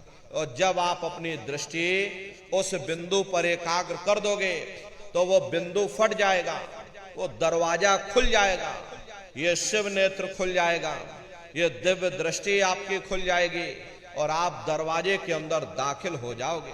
तो प्रेमी भाई बहनों, ये है ध्यान करने का तरीका। और तीसरा है भजन।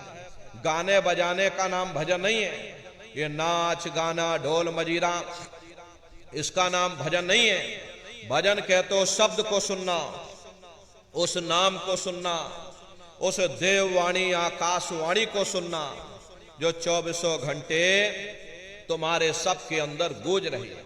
तो कैसे भजन करोगे जरा अच्छी तरह से समझ लीजिए। ये दोनों उंगली कानों में डाल करके ये कानों को बंद कर लेना। कान इसीलिए बंद किए जाते हैं ताकि बाहर की कोई आवाज हमको सुनाई ना पड़े। अपनी सुविधा से बैठिएगा, कुर्सी पर चाहे कुर्सी पर बैठ जाओ, सोफे पर चाहे सोफे पर बैठ जाना, या कोई तकिया इस तरह से रख लेना और दोनों कोहनी यहां रख करके दोनों उंगली कानों में डाल करके ये कानों को बंद कर लेना। बहुत सी हमारी माताएं बहनें बूढ़े बुजुर्ग हैं, आपके घुटनों में दर्द होता होगा, ये रीढ़ की हड्डी में दर्द होता होगा और आप बैठ करके भजन नहीं कर पाते हो, तो आप लेट करके भजन करिएगा। ऐसे सीधे लेट जाना और लेटे लेटे आंख और कान को बंद कर लेना।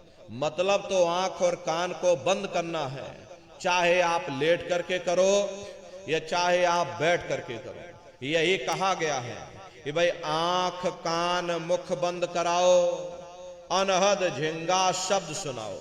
यानी पहले अपनी आंख को बंद करो, अपने मुख को बंद करो, दोनों उंगली कानों में डाल करके ये कानों को बंद कर लो और ऊंचे से ऊंचा ध्यान दे करके उस आवाज को सुनने की कोशिश करो।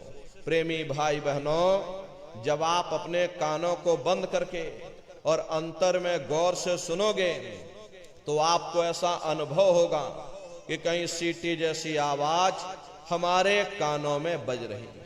टी, इस तरह से सीटी जैसी आवाज शुरू में आप सभी को सुनाई पड़ेगी।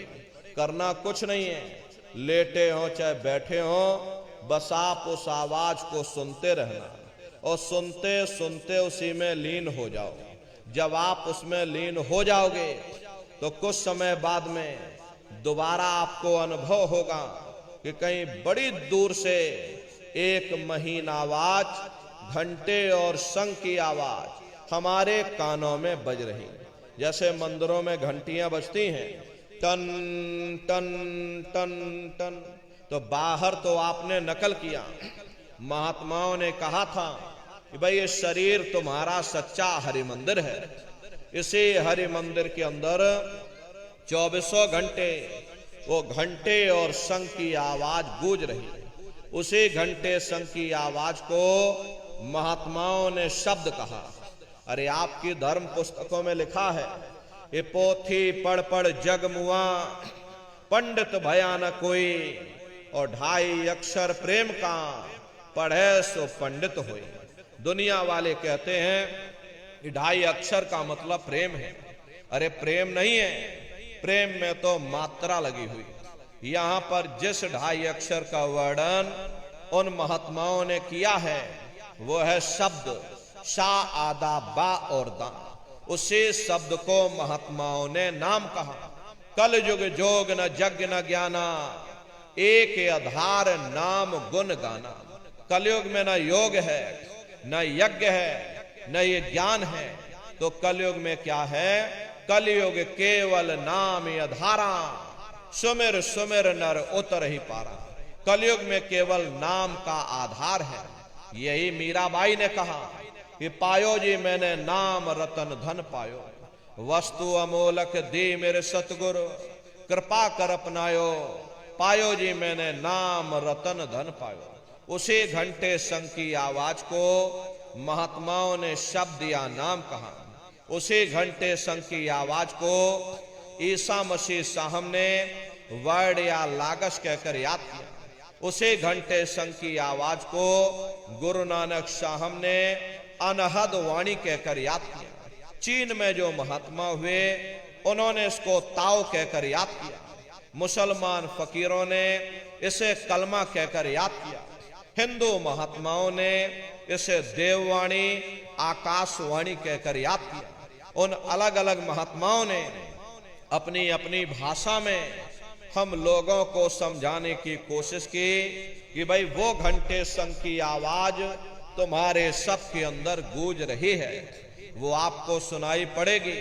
लेकिन शुरुआती समय में आपको ऐसा मालूम पड़ेगा कि कहीं बड़ी दूर पर घंटियां बज रही, टन टन टन टन, लेकिन सुनाई हरेक को पड़ेगी। प्रेमी भाई बहनों, जब घंटे और शंख की आवाज आपको अपने अंदर सुनाई पड़ने लग जाए तब आप सीटी की आवाज को छोड़ देना और घंटे शंख की आवाज को पकड़ लेना, उसको आप सुनने लग जाना। जब आप उसको सुनने लग जाओगे तो वो आवाज धीरे धीरे बढ़ना शुरू होगी और बढ़ते बढ़ते इस कदर बढ़ेगी कि आपके रोम रोम में घंटे और शंख की आवाज गूंजने लग जाएगी। बड़ी घनघोर आवाज होती है, बड़ी मधुर वो आवाज होती है। दुनिया भर के गाने जो आप लोग बाहर सुनते हो, उस संगीत के सामने ये दुनिया के संगीत कुछ नहीं है।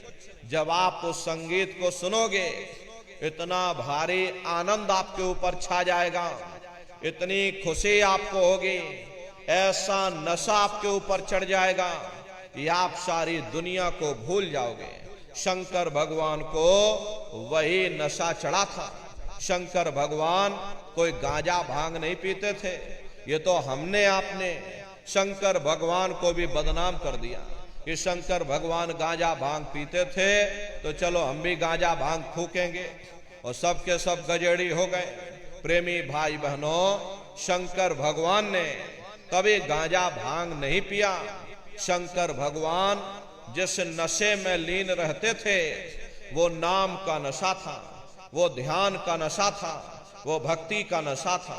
जब आप उस आवाज को सुनोगे तो आपको भी वो नशा चढ़ जाएगा, क्योंकि उस आवाज में चुंबक है। जब आप उस आवाज को सुनोगे तो वो आवाज आपको अपनी ओर खींचेगी, और जब खिंचाव होगा तो जीवात्मा का फैला हुआ प्रकाश 9 द्वारों से सिमटने लगेगा। अब ये 9 दरवाजे कौन कौन से हैं? देखो प्रेमी भाई बहनों, अच्छी तरह से आप लोग समझिएगा, ये बहुत बड़ा विज्ञान है। दुनिया का विज्ञान जब समाप्त हो जाएगा तो ये विज्ञान प्रारंभ होगा। यही सच्चा सनातन विज्ञान है जो ऋषियों मुनियों ने समझाया, जो आदि अनादि काल से चला रहा, जिसको ये संसार भूल गया और बाहरी पाखंड में और कर्म कांडों में उलझ गया। तो आज सच्चे सनातन विज्ञान को समझने की जरूरत है। तो ये 9 दरवाजे कौन कौन से हैं? 2 आंख, 2 कान, 2 नाक के सुराख, 1 मुंह, 2 मलमूत्र का रास्ता, ये शरीर के 9 दरवाजे हैं। सबसे पहला दरवाजा गुदा चक्र आता है। गुदा चक्र में गणेश जी वास करते हैं। गणेश जी वहां के मालिक हैं। ये 4 दल का कवल है।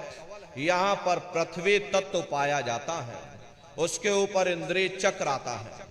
इंद्रिय चक्र में ब्रह्मा जी वास करते हैं। ब्रह्मा जी वहां के मालिक हैं। ये 6 दल का कवल है। यहाँ पर जल तत्व पाया जाता है। उसके ऊपर ये नाभि चक्र आता है। नाभि चक्र में विष्णु जी वास करते हैं। विष्णु जी यहाँ के मालिक हैं।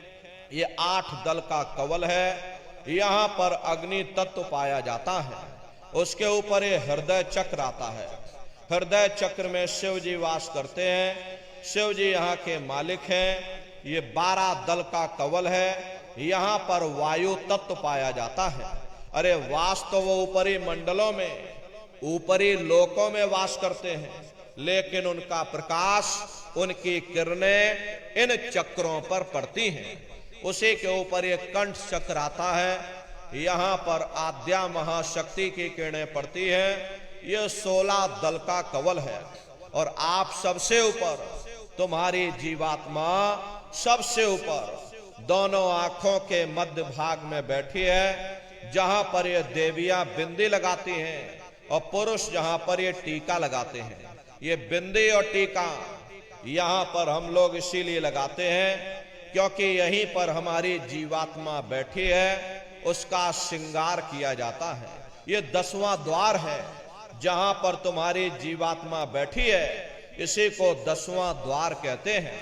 अरे आप लोग रोज चौपाई गाते हो कि मंगल भवन अमंगल हारी, द्रवौ सुदशरथ अजर बिहारी। अरे इसका अर्थ जरा समझने की कोशिश करो। प्रेमी भाई बहनों, ये शरीर तुम्हारा मंगल भवन है। तुम्हें अमंगलों से बचाने वाला, तुम्हें नरकों 84 से बचाने वाला, ये पंच भौतिक शरीर ही तुम्हारा मंगल भवन है। इस मंगल भवन के 10 दरवाजे हैं और 10वें दरवाजे पर ये अजर बिहारी यानी कि तुम्हारी जीवात्मा बैठी है। और यहीं पर बैठ करके जीवात्मा अपने प्रकाश को 9 दरवाजों में फैलाती है, जिससे तुम्हारा ये शरीर चलता है, तुम्हारे हाथ चलते हैं, तुम्हारे पैर चलते हैं। जब आप भजन करोगे, उस घंटे और शंख की आवाज को सुनोगे, तो उस आवाज में चुंबक है। वो आवाज आपको अपनी ओर खींचेगी और जब खिंचाव होगा तो जीवात्मा का फैला हुआ प्रकाश 9 दरवाजों से सिमट करके यही 10वें दरवाजे पर इकट्ठा हो जाएगा। और जैसे ही सारी शक्ति, सारी चेतना सिमट करके यहाँ पर इकट्ठी हुई, तो शब्द क्या काम करेगा? शब्द तुम्हारी जीवात्मा को खींच करके इस शरीर से बाहर कर देगा। फिर आप अपनी आंखों से देखिएगा कि हमारा शरीर ये है, हम ये खड़े। आप अपने शरीर से अलग हो जाओगे। जैसे चिड़िया होती है, चिड़िया घोंसले से निकल करके आसमानों की उड़ान भरती है, शाम को फिर अपने घोंसले में आ जाती है। ऐसे ही तुम्हारी ये जीवात्मा इस शरीर रूपी घोंसले से निकल करके ब्रह्मांडों की सैर करेगी, देवी देवताओं के दर्शन करेगी, भगवान राम के दर्शन करेगी, भगवान कृष्ण के दर्शन करेगी और घूम करके फिर अपने शरीर रूपी घोंसले में वापस आ जाएगी। प्रेमी भाई बहनों, ये ब्रह्मा विष्णु महादेव जिनकी सारी दुनिया पूजा करती है, अरे आप सभी लोग ब्रह्मा विष्णु महादेव की पूजा करते हो और पूजा करते करते आपका ये जीवन बीत गया। अरे जिंदगी तुम्हारी बीत गई, लेकिन कभी तुमने विचार ये नहीं किया कि भाई जिनकी हम पूजा कर रहे, आखिर ये ब्रह्मा विष्णु महादेव कौन है, ये कहां पर रहते हैं, ये क्या काम करते हैं, इनके माँ बाप कौन हैं, भगवान राम कौन है, भगवान कृष्ण कौन है, अरे ईश्वर कौन है, ब्रह्म कौन है, पर ब्रह्म कौन है, ये कहां पर रहते हैं? तो जरा संक्षिप्त में आप समझिएगा, क्योंकि अगर हम इसका वर्णन करेंगे तो हमको लाखों वर्ष लग जाएंगे, एक लोक का वर्णन नहीं हो पाएगा। इतने विशाल लोक इस आसमान के ऊपर बने हुए, लेकिन संक्षिप्त में हम आपको बता रहे कि किन किन मंडलों को पार करते हुए तुम्हारी ये जीवात्मा अपने 5वें मंडल पर यानी कि सचखंड में पहुंचेगी। रास्ते में कौन कौन से देश मिलेंगे, उस देश के कौन कौन से राजा मिलेंगे, तो जरा संक्षिप्त में आप समझ लीजिए। प्रेमी भाई बहनों, जब आप भजन करोगे और जब घंटे और शंख की आवाज को सुनोगे, तो उसी घंटे शंख की आवाज को पकड़ करके ये जीवात्मा ब्रह्मांडों की चढ़ाई करती है। पलक झपकते यह जीवात्मा खरबों योजन ऊपर चली जाती। ये चांद, सूरज, सितारों को पार करने के बाद में सबसे पहले जो आपको लोक मिलेगा, उसे महात्माओं ने शिवलोक कहा। शिवलोक तमोगुणी स्थान है, वहां के मालिक शिव जी हैं। वो पार्वती जी के साथ उस लोक में विराजमान है। चेतन धार जो ऊपर से नीचे आ रही, जिसे महात्माओं ने गंगा कहा, वह अपना केंद्र बिंदु शिवलोक को बनाती है। इसीलिए शिव जी की जटा में ये गंगा दर्शाई जाती हैं। इस लोक में असंख्यों जीवात्माएं रहती हैं। ये सभी जीवात्माएं शिव स्वरूप में मौजूद होती हैं। जब आप वहां पहुंचोगे और शिव जी का जब प्रत्यक्ष दर्शन करोगे, तो आपका स्वरूप भी शिव के समान यानी कि शिव स्वरूप हो जाएगा। शिव जी का दर्शन करने के बाद में फिर घंटे शंख की आवाज को पकड़ करके फिर जब आप ऊपर चढ़ोगे, उसी के ऊपर ब्रह्मा जी का लोक आएगा। ब्रह्मा जी का लोक वो रजोगुणी स्थान है। वहां के मालिक ब्रह्मा जी हैं। वो गायत्री, सावित्री और सरस्वती के साथ उस लोक में विराजमान है। और ब्रह्मा जी का दर्शन करने के बाद में फिर घंटे शंख की आवाज को पकड़ करके फिर जब आप ऊपर चढ़ोगे, उसी के ऊपर विष्णु लोक आएगा। विष्णु लोक वो सतोगुणी स्थान है। वहां के मालिक विष्णु जी हैं। उनका बड़ा मनमोहक स्वरूप है। उनकी 4 भुजाएं हैं और चारों भुजाओं में शंख, गदा, पद्म और चक्र सुशोभित है। और आप क्षीर सागर में लक्ष्मी जी के साथ विराजमान हैं।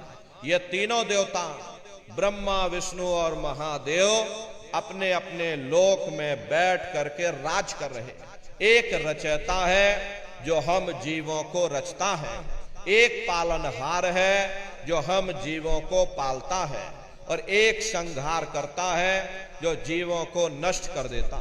एक का काम है शरीर को बनाना, एक का काम है शरीर की सुरक्षा करना, और एक का काम है शरीर को नष्ट कर देना।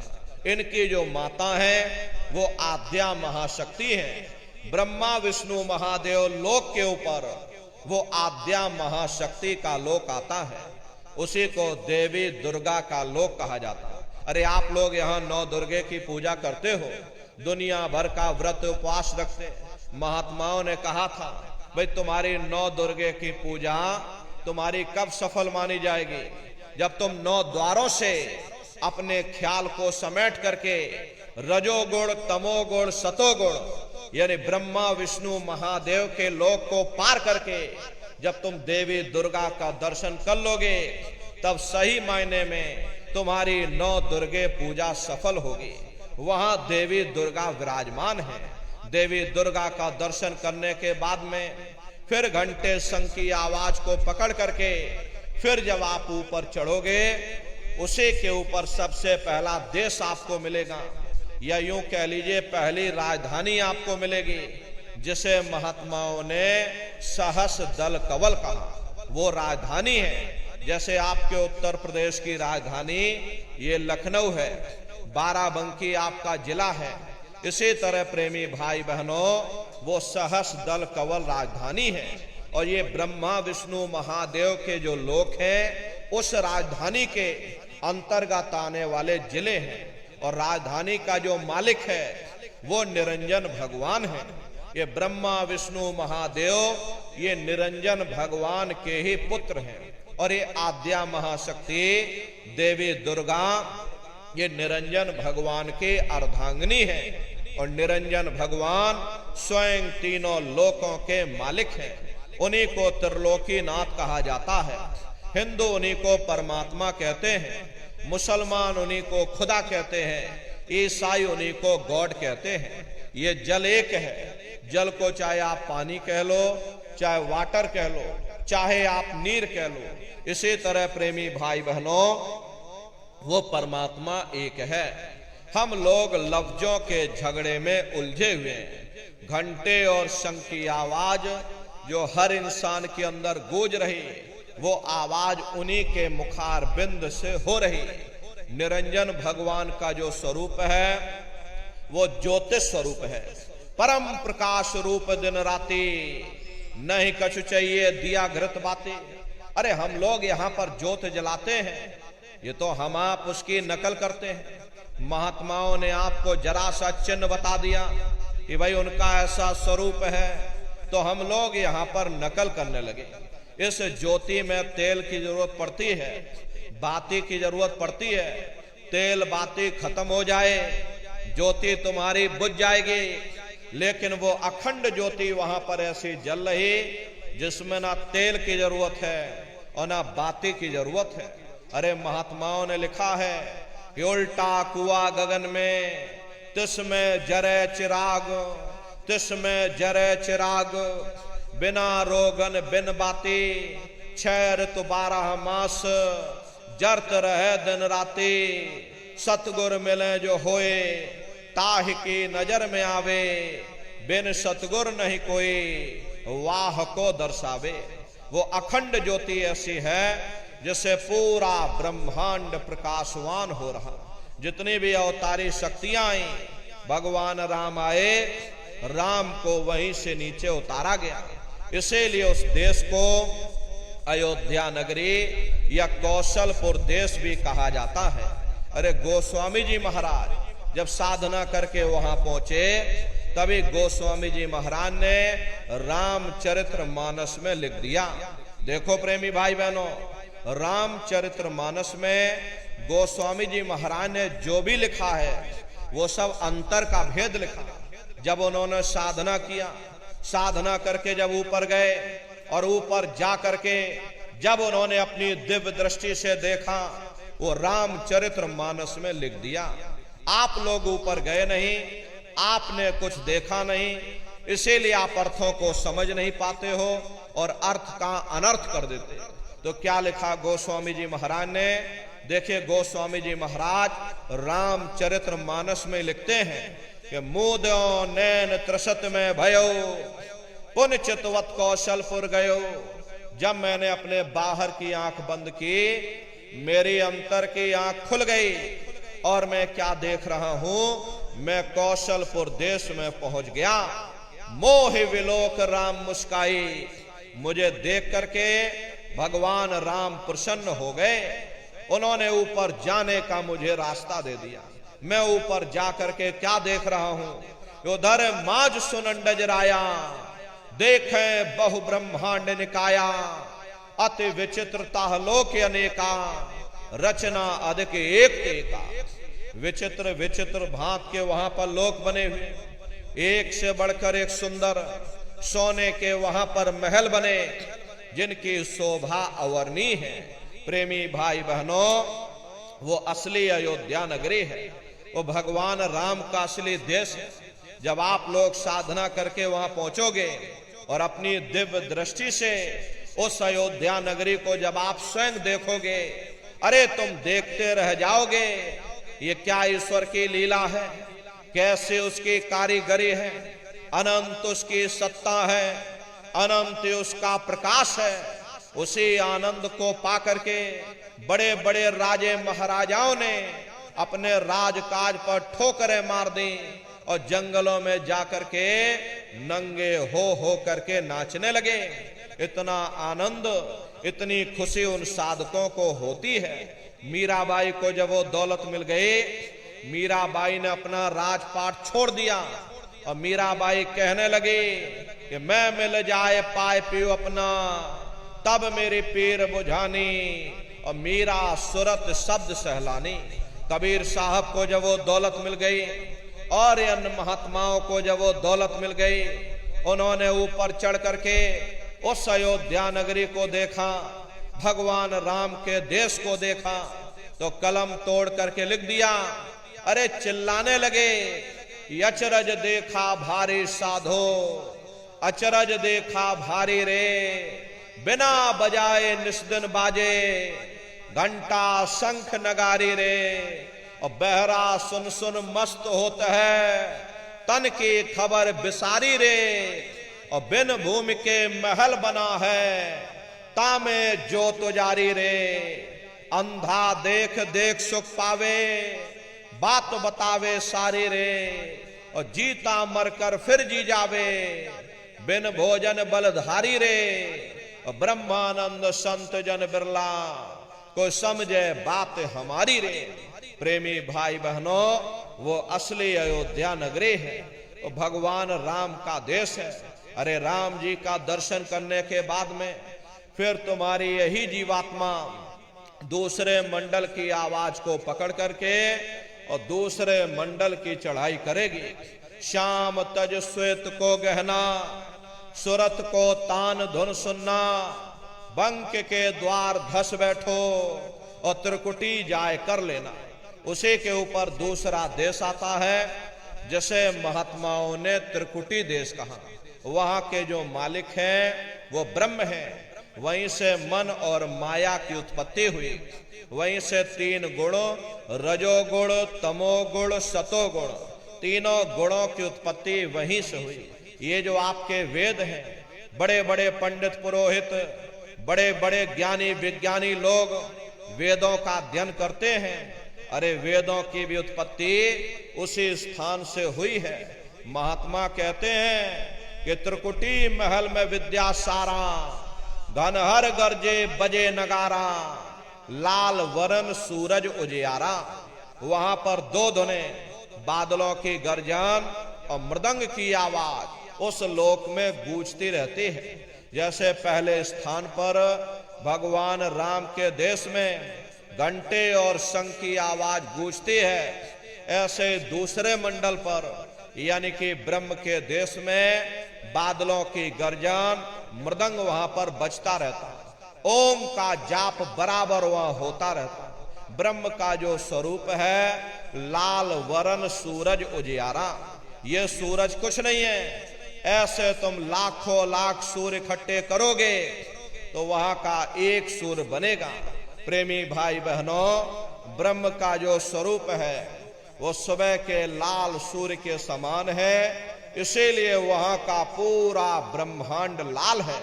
महात्मा जब साधना करके वहां पहुंचे, तभी महात्माओं ने लिख दिया, लाली मेरे लाल की, जित देखूं उत लाल, लाली देखन में गई और मैं भी हो गई लाल।